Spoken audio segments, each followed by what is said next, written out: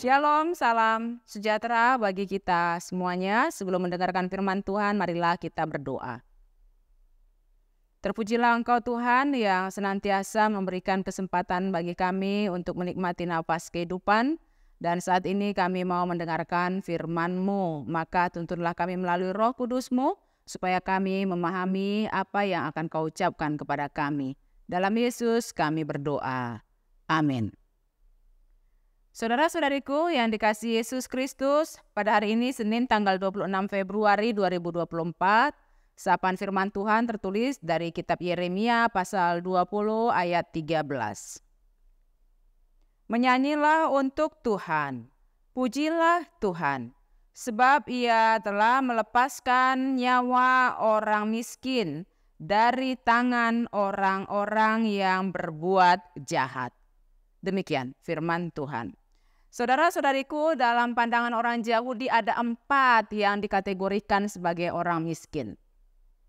Yang pertama, seorang itu miskin dari sudut pandang rasial, yaitu apabila mereka itu non-Yahudi. Orang Israel dulu hanya mengklaim dirinya sajalah, orang-orang Yahudi sajalah yang dianggap sebagai bangsa yang bermartabat. Di luar itu mereka anggap kecil, mereka anggap adalah kategori yang miskin.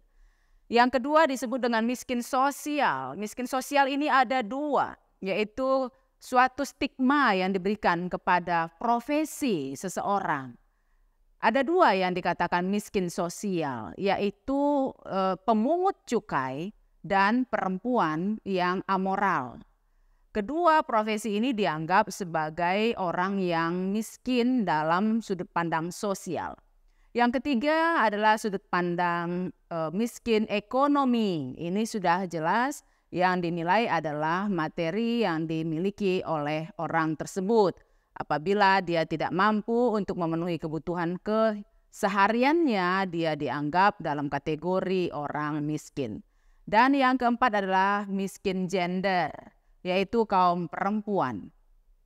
Dan yang memandang bahwa hanya kaum laki-laki saja yang dijadikan manusia yang bermartabat. Ini sudah sering kita lihat dalam kisah Alkitab. Misalnya kalau ada peradilan, maka perempuan tidak bisa menjadi saksi di tengah peradilan. Dan kalau ada penghitungan statistik, maka perempuan itu tidak akan dimasukkan dalam hitungan statistik. Seperti yang terjadi dalam pelayanan Tuhan Yesus, yang mana pada saat itu orang-orang yang menghitung begitu banyak yang berkerumun untuk menerima makan, ada 5.000 orang, ada 4.000 orang, itu tidak termasuk anak-anak dan perempuan. Saudara-saudariku, dalam kitab Yeremia pada saat ini kita diingatkan bahwa Ia telah melepaskan nyawa orang miskin dari tangan orang-orang yang berbuat jahat. Kategori yang saya ucapkan tadi tentang miskin itu adalah kategori orang-orang dalam kondisi yang lemah dalam pandangan sudut pandang dunia ini, baik dari sudut pandang budaya, sudut pandang kedagingan, dan sudut pandang dari status mereka masing-masing. Oleh sebab itu banyak sekali ancaman yang bisa untuk merugikan, menghancurkan, dan membinasakan orang-orang lemah tadi, karena dia tidak mempunyai kemampuan untuk membela diri. Maka di sini diingatkan oleh Yeremia kepada orang Israel yang pada saat itu adalah orang-orang Israel di mana mereka sudah dianggap sangat lemah sekali karena serangan daripada musuh-musuh negara mereka, kerajaan mereka sudah sangat mengecilkan mereka. Namun di sini ada seruan yang menguatkan mereka yang menganggap miskin dari hal sudut pandang rasial, sudut pandang sosial, ekonomi, dan juga gender, bahwa ada yang masih peduli, ada yang kuat, ada yang luar biasa mampu untuk menyelamatkan kita dari serangan-serangan orang jahat terhadap kita yang lemah. Saudara-saudariku, dalam satu aktivitas hari ini kita akan menjumpai banyak kelemahan-kelemahan dalam diri kita masing-masing.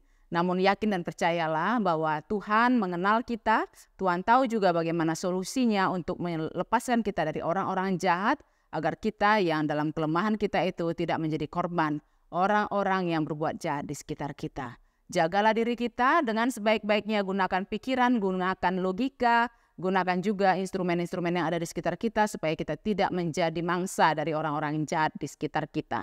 Dan jangan lupakan untuk berserah kepada Tuhan, karena Dialah pelindung yang utama dalam hidup kita, yang melingkupi kita dengan kita sadari atau tidak kita sadari. Maka satu hari ini banyaklah beraktivitas, banyak juga waspada, banyak berserah diri kepada Tuhan. Dan ingatlah bahwa Dia pasti akan peduli kepada kita apabila kita tetap berserah kepada Tuhan. Mari saudara-saudariku, selamat menikmati penyertaan dan perlindungan Tuhan. Amin. Marilah kita berdoa. Terima kasih Tuhan, Kau ingatkan kami bahwa kami juga mempunyai banyak kelemahan. Namun di seluruh kelemahan itu apabila kami berserah kepadamu, Engkau akan mengirimkan banyak sekali orang untuk melindungi, menjaga kami dari segala hal-hal yang mengganggu kenyamanan hidup kami. Biarlah Bapa kami hanya berserah ke dalam perlindungan-Mu saja, dan biarlah kami tetap semakin merendahkan hati kami, supaya masalah-masalah tidak semakin bertubi-tubi dalam kehidupan kami. Apabila jemaat-Mu mengalami masalah pekerjaan, masalah pergumulan pribadi, soal kesehatan, dan soal banyak hal yang mengganggu kenyamanan hati dan pikiran dari jemaat-Mu sekalian, kiranya Engkau turut campur dalam kehidupan mereka dan berilah solusi yang terbaik. Terima kasih Bapa, satu hari ini kami hanya serahkan hidup kami ke dalam tangan pengasihan-Mu. Dalam Yesus Kristus kami berdoa dan mengucap syukur. Amin. Anugerah Tuhan kita Yesus Kristus dan kasih setia Allah Bapa, serta persekutuan dengan Roh Kudus kiranya menyertai dan memberkati kamu sekalian. Amin.